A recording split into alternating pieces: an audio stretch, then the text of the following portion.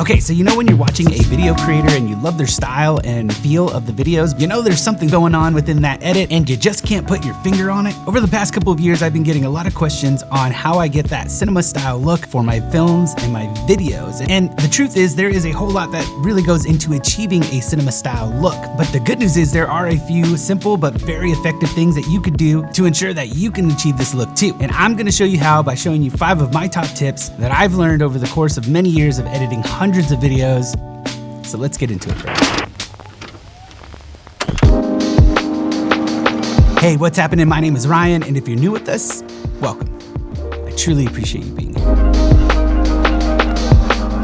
Over the last year or so, I've been receiving quite a few questions about how I edit my videos, and I actually have a whole video series on how I do that. I'll leave a link below if you're interested. But today I really wanted to just focus on how I am color grading and adjusting the highlights and shadows of my images. So I thought I would share a few of the tips that I've learned over the years. And number 5 is probably one that I haven't heard anybody talk about. So I'm really excited to share that one. We're gonna dive right in, but really quick, just a few things. Number 1, I'm not a professional colorist. This is just what works best for me and what I've learned over the years. The second thing is that I'm using Premiere Pro, but you can use anything you want. It's all gonna apply to any kind of editing software that you use. I just like to use Premiere Pro personally. And number 3, these are just quick tips that I'm gonna offer you in this video today that I think you'll be able to utilize in your work right away. Also, this video is sponsored by FlexiSpot and the C7 desk chair, but more on that later. Let's get into the tips. Starting with our first tip, and that is to color correct first. I remember earlier on in my career, I would just kind of slap on some color to every single image, and that was it. Just a little bit of tweaks here and there to get the look that I thought I wanted to get, the look that I saw in my head anyway. But I quickly realized that it's a really good practice to color correct your images first. Then once I'm ready to put on the final look, I just throw on an adjustment layer. And the reason why I like to do this personally is because it separates the two and gives me a lot more flexibility in the way that I can color this image and really just hone in the final look that I'm going for. This is something that I like to do, especially in my talking heads like this one. So let me show you how it works. First, all you have to do is put in your main clip, then color correct this main image, making sure your colors, your highlights, your shadows, and everything in between is balanced. Then you just throw on an adjustment layer. It might be called something else in your editing software. I just throw that on, and this is where I apply my final look, my final LUT for the image. Another great thing about this is that when you could throw an adjustment layer on all of the clips, it makes it a lot easier to make adjustments as you are moving along throughout the edit. You just slap on that one adjustment layer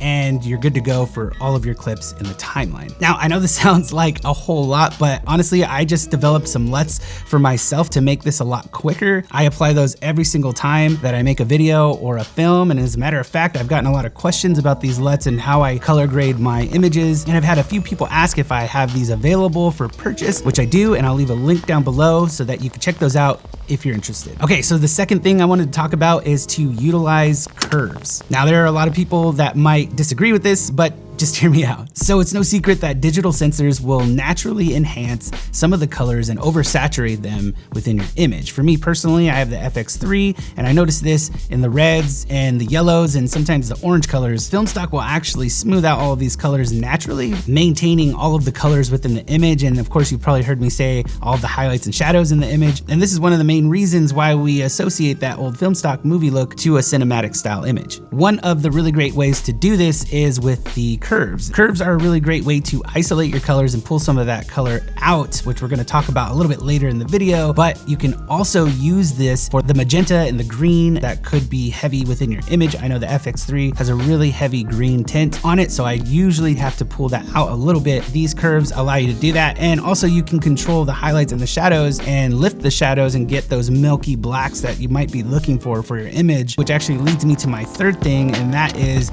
the S-curve. Now, you may have heard this one before, the S-curve, so I'm not gonna get into too much depth on it in this video, but it truly is a way to get that look that you're going for, get a softer image, and it's super quick. So basically how it works is it's gonna add a little bit more contrast to your image because you're lifting the highlights here, and the shadows down here. This will also give you more control. When you're adjusting your contrast in the basic controls, what you're doing is you're adjusting the highlights, the shadows, the whites and the blacks, all of it together, and increasing or decreasing it all simultaneously. With the S curve, or with all of the curves in general, you can pinpoint specific elements like the highlights, the shadows, the whites and the blacks, and adjust those individually to your liking, giving you that much more flexibility. Now this works best when you have a camera that has a pretty decent dynamic range, or you have your subject properly lit and the space properly lit. It's very well exposed to where you have a lot of information in your shadows and in your highlights, like I talk about a lot here on the channel. This is one of those reasons why when you don't save those highlights and those shadows, there's really no saving that in post. But one thing that I like to do personally is to adjust the highlights here at the top and then lift the shadows just slightly, that smooth milky kind of texture that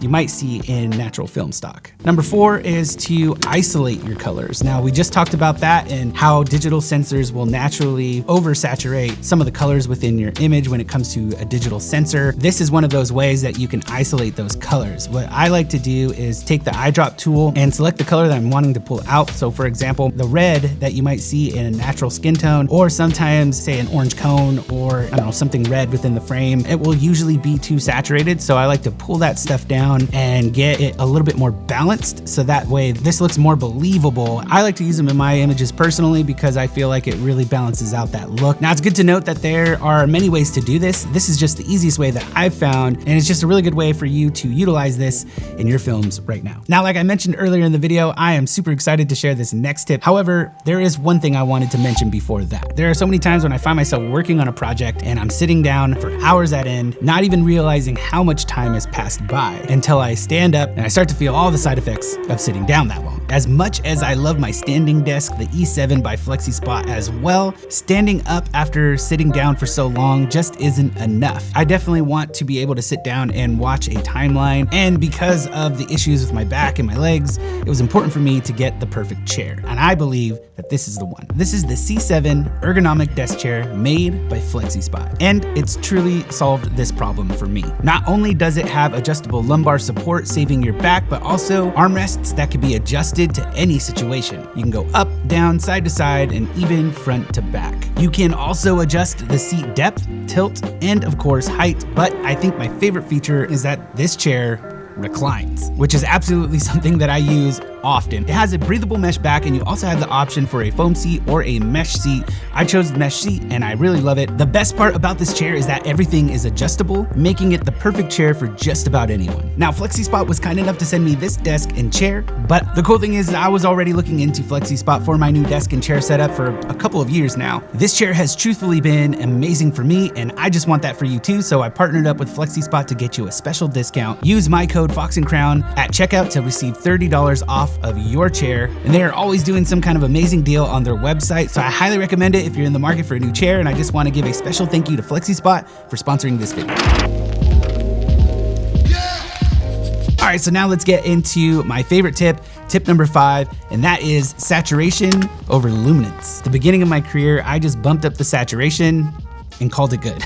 But the problem with this is that when you bump up the saturation, it enhances the colors throughout the whole image. So how do we do this? One thing that my mentor taught me was when we are seeing certain colors pop, we are actually seeing richer, deeper colors. But let me explain. Some colors, like green for example, will look richer and deeper when you pull down the Luma. Pulling down the Luma actually just means that you're making that one color brighter or darker. And it's really interesting because our minds perceive this as more vibrant and saturated. Thus comes that phrase, the color just pops. You can not only see it, but you feel like you're right there in the image, like you could touch it. And that is super important when you're trying to create a cinematic style image. You want to have that feeling like you're in the scene with the characters. And sometimes there are even colors, like I mentioned earlier, that play a role as a character. It plays a major part within the film. So you really want those colors to not look so digital. You want them to look natural within the frame, as if we were there with our characters. Now, you can totally saturate your colors and it will be okay, but if you are going for that cinema style look, then this is just a really great way to get you that much closer. Editing can be a daunting task. especially at the beginning. There is so much to learn, but if you can apply these tips to your work and keep working at getting 1% better with each video and film, you will start to find the look that you're trying to achieve that best exemplifies you, your style, and personality. So I just want to encourage you to take these tips, practice them often, and start applying it to your work. And I also want you to know that you've got this, friend. Well, that's gonna do it for me. Thank you so much for joining me in this quick video. Also too, if you're in the market for a new chair, then don't forget to check out the C7 Ergonomic desk chair and use my code FoxandCrown at checkout for $30 off of your purchase. If you liked this video or you learned something, please click the like button down below. Consider subscribing if you haven't already, and I'll catch you in the next one. Cheers, friend.